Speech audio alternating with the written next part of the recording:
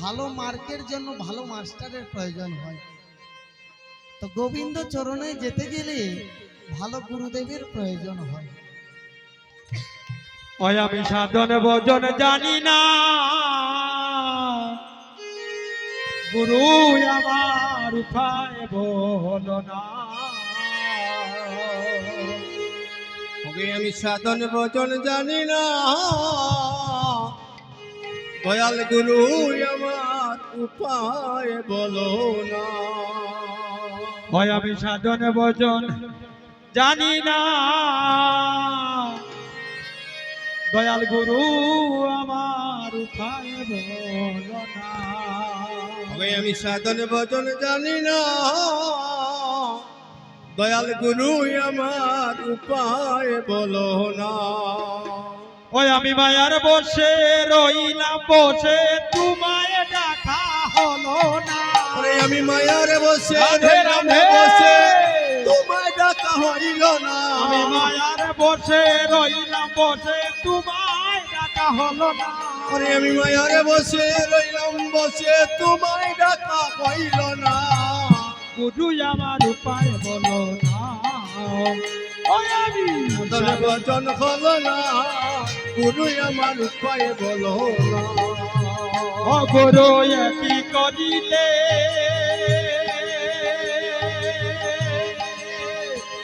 আমার বাবে পাঠালে, কি পুত্র পরিবার কি আমায় জড়ালো। ভজছে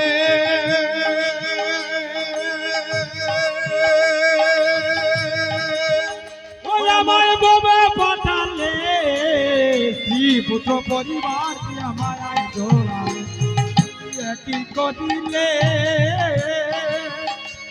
আমার বাবে পাঠালে, স্ত্রী পুত্র পরিবার কি আমায় জড়ালে।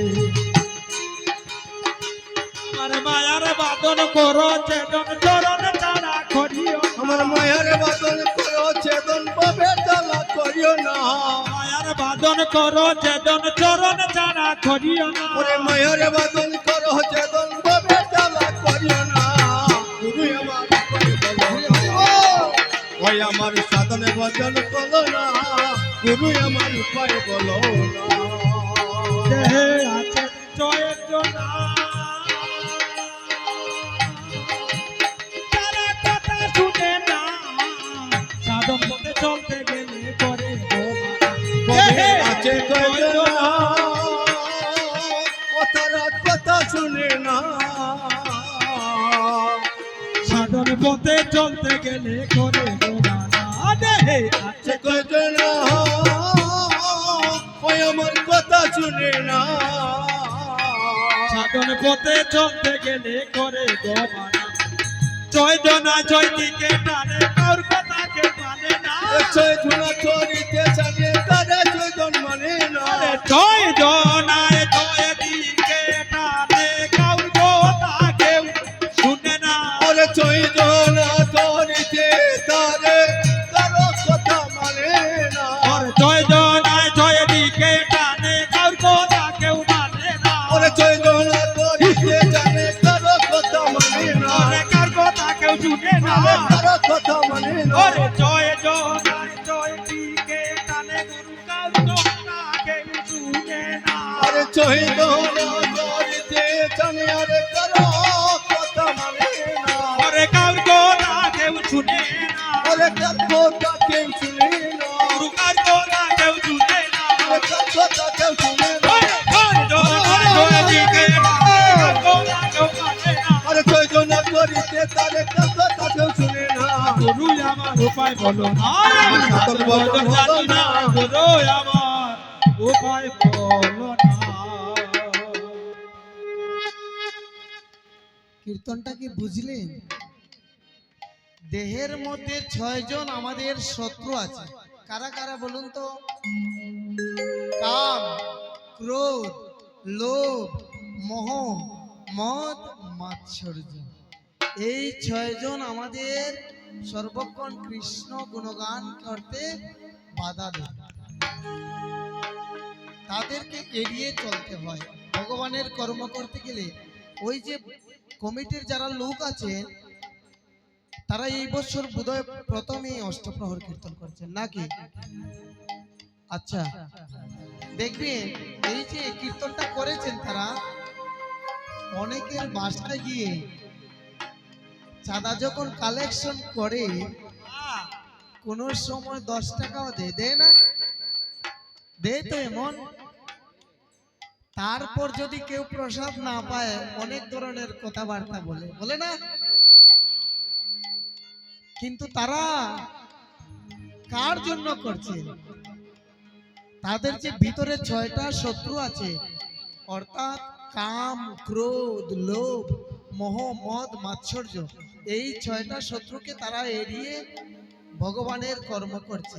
তাই তো তারা পারছে অনিদ্রা নিজের শ্রম দিয়ে তারা এই কীর্তনটা সূচনা করতে পারবে। নয়তো আমরা তো পারি না, কিন্তু আমাদের হয় এই যে আমরা যে কীর্তন করছি আমাদের থেকেও কিন্তু তারা ভাগ্যবান। বলে কেমন করে? তারা যদি ওই কীর্তনটা যদি সূচনা না করতো তাহলে কি আমরা কীর্তন করতে পারতাম? আমরা সারা গায়ে কাটিলে তিলক গৌর মিলে না। আমরা কিন্তু সারা গায়ে তিলক কাটি, কিন্তু আসলে কি আমরা ভক্ত? এই আসরে যদি দাদারা বলতো বলে তুমি একটা আসর কীর্তন করে যাও, আমি বিনা পয়সায় কীর্তন করতে পারতাম না। কিন্তু দাদারা সকাল বিকাল দুপুর নিজের সময়টাকে দিয়ে কীর্তনটা সূচনা কীর্তনটা করলেন। তাহলে তারা আসল ভক্ত না আমরা আসল ভক্ত? তারা কিন্তু লোক দেখিয়ে ভক্ত হলেন না। আর আমরা কি ধরনের ভক্ত? কপালে তিলক, দাদার সঙ্গে তিলক লাগিয়ে লোক দেখিয়ে ভক্ত, আর কীর্তন করে ভক্ত। নিতাই গৌর হরি বল।